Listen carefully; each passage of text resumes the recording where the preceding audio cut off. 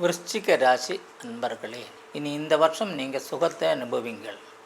உங்களுக்கு ஐஸ்வர்யம், உயர் பதவி கிடைக்கிறது, சௌபாகியம், பணவர்த்தனை, தாம்பத்திய நன்மைகள், ஐக்கியம் இதுகள் பலமாக இருக்கும்.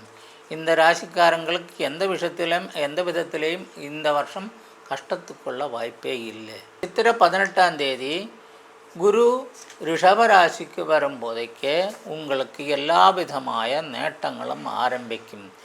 இதுவரைக்கும் கிடைக்காத இருந்த பணங்கள் கிடைக்கிறதுக்குள்ள வாய்ப்பு கிடைக்கும். பண வரவும் நல்லா இருக்கும். ஏதாவது கிடைக்க வேண்டியிருந்தால் கிடைக்கிறதுக்குள்ள வாய்ப்பு கிடைக்கும்.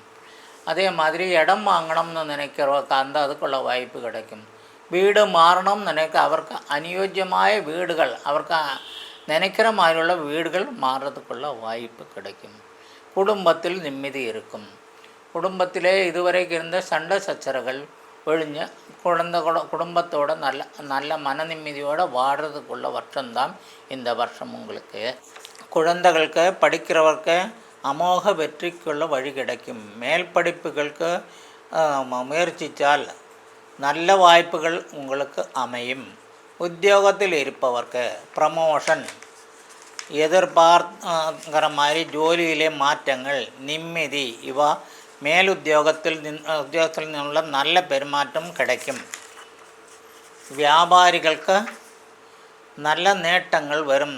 நல்ல வியாபார காரியங்கள் நல்ல ரீதியிலே பண்ணுங்கள். நல்ல முயற்சிக்குள்ள வழி கிடைக்கும். குடும்பத்திலே குழந்தைகள்லேருந்து சில்லறை பிரச்சனைகள் கிடைக்கிறதுக்குள்ள வாய்ப்புகள் இருக்குது. அதுவும் நீங்கள் சமாளிக்கிறதுக்கு உங்களுக்கு திறமை இருக்க, நீங்கள் சமாளிச்சிடுவீங்க. வியாபாரத்தில் உங்களுக்கு போட்டியாக உள்ளவங்கள் உங்களே விட்டு விலகும்.